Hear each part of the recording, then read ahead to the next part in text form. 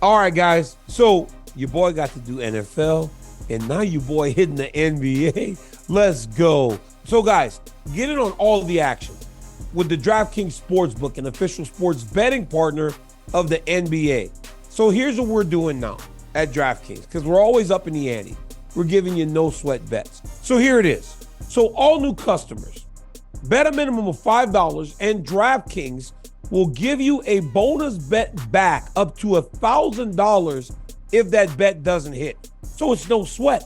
You can bet up to $1,000, and even if that bet doesn't hit, you will get a bonus bet back to match that number by using my promo code DCTV. So download the DraftKings Sportsbook app right now. Use my promo code DCTV. Bet $5 and you can receive a bonus bet back up to $1,000 even if your first bet loses.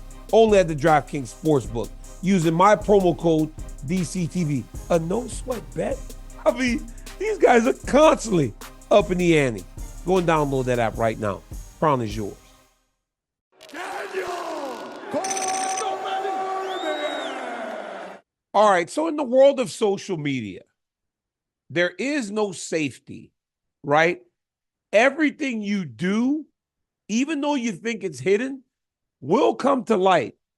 So you got to be very, very careful. So a little bit ago, we were dealing with Jake Paul and Sean Strickland. And it was Sean Strickland essentially threatening to kill Jake Paul. And I know Sean. I've talked to Sean. Sean's always been great with me. But when I hear him say the things that he wanted to do to Jake Paul, I believe him. I believe him. I believe him. But in professional wrestling, there's a script, right? They don't tell you what's about to happen tonight. But if I pull the curtain back, because I've been a part of it now, it's also choreographed, right? This is no secret no more. But back in the 80s, and there was no open acknowledgement of it being a work. Jake Paul and Sean Strickland, to me now, it sounds like them dudes are trying to work us. Because now Jake Paul releases direct messages. Look, guys, one of the things you don't do is send a direct message. You do not send a DM, because that DM always, I mean, always comes to light. Always comes to light. Because I have been a part of this before. In some very high visible situations where the bosses have been brought in, direct messages became a part of the conversation when it was me and the other guy. You don't direct message. So then Sean Strickland and Jake Paul are talking. This was Jake Paul talking on his podcast. Shawnee Strickland. I said, I'll send you the PJ. Let me know where we could spar for $1 million. And then all of a sudden it's, oh, I would get sued by the UFC. But you just sparred Sneeko. So I feel bad for the guy. I see a very insecure, lost, wannabe, like alpha male that's hiding. We tend to not want to believe Jake Paul. But then Jake, at least what I saw, releases the DMs. And in those DMs, it's Sean saying stuff like, this is a massive payday. I want to try to make this happen. Here's one thing that Jake Paul was absolutely right about. You can't spar anybody. You can't say, while under contract, I'm going to fight somebody outside of the UFC. But what you can do is go to a gym and do a sparring session. Here's where, look, man, this whole thing with these guys, Jake Paul and all these social media influencers that are fighting now, what they do is they will give you a truth. But in that truth, there are some underlying things that they don't tell you so that you don't know that it's always on the up and up. Now, while Sean Strickland can go and spar Jake Paul, that is absolutely allowed. Jake Paul could give Sean Strickland $1 million for that sparring session. Now, what Jake Paul is not telling you guys is, why would he? Why would he? Because now he can't promote this. He can't post this. He can't make a video on YouTube to and recoup some of that money that he would give Sean Strickland to fight him. So it really is a mute point. Jake Paul is not throwing away $1 million just to spar Sean Strickland. I don't think he hates him that much, because when I looked at the conversation, it was much more cordial than I expected on both sides, because I saw Sean Strickland publicly saying he wanted to kill the guy, but then I saw Sean Strickland, a businessman, in those direct messages, if those are true. But Jake Paul, for everything you believe about him, he is a very good promoter. He is a master of making money, and he's a tremendous businessman. So for him to, one, get a private jet to go pick Sean Strickland up in Las Vegas, money. Fly him down there, pay him $1 million, money. Not be able to use that footage is not a real thing.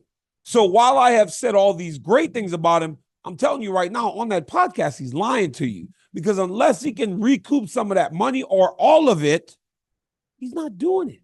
He's not doing it. So I feel like it's a bit of a brave face for you. Here you go. I told this dude I would do whatever. I told this dude I would fly him out here to fight. I told this dude I would pay him $1 million. I told this dude that I just want my hands on him so bad that I'm willing to do all this stuff, when in reality, he's not, because he's not wasting that money, and he's not going to do something, a business venture that yields no return. He's smarter than that. I would love to see those guys fight. I would love to be in the room for a sparring session between Sean Strickland and Jake Paul. I think it would be phenomenal. But these dudes ain't fighting. They're not fighting. Sean Strickland is a much smarter businessman, because he wasn't the brute that we are used to seeing. He wasn't talking about killing him in his message. His message was, this is a phenomenal payday. Let me see if I can make this happen. I'm going to call Hunter. You can almost sense the excitement in Sean Strickland. Now, is that excitement because he thinks he can beat Jake Paul? I don't know. Jake Paul has proven time and time again to be much harder to beat than originally anticipated. He's been much harder to beat. I will give him his credit. Or was it because he had the idea of making all this money would be great for him? But again, all the money Sean speaks about is tied to an ability to promote it, an ability to sell pay-per-views, and an ability to draw people in. That's something they can't do because of the UFC contracts. In that message, Sean was more measured than I thought. I never thought I'd be agreeing this much with Jake Paul.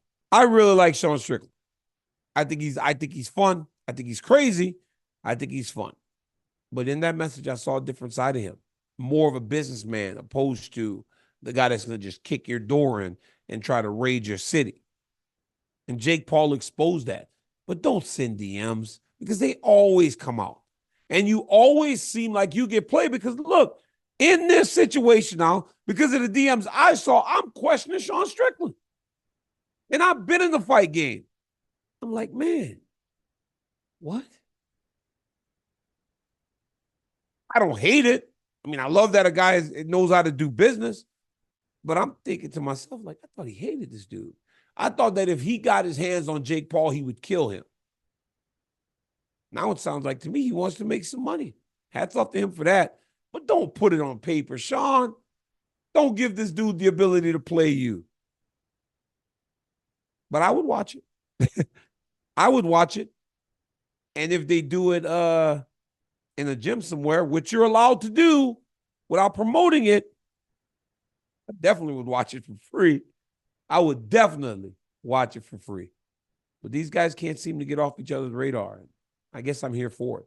All right, guys. Until next time, like, subscribe. Tell your friend to tell a friend about DC's YouTube channel and my audio podcast and a TikTok now. I'm everywhere. Go follow your boy DC. Keep running up those numbers. Until next time, peace.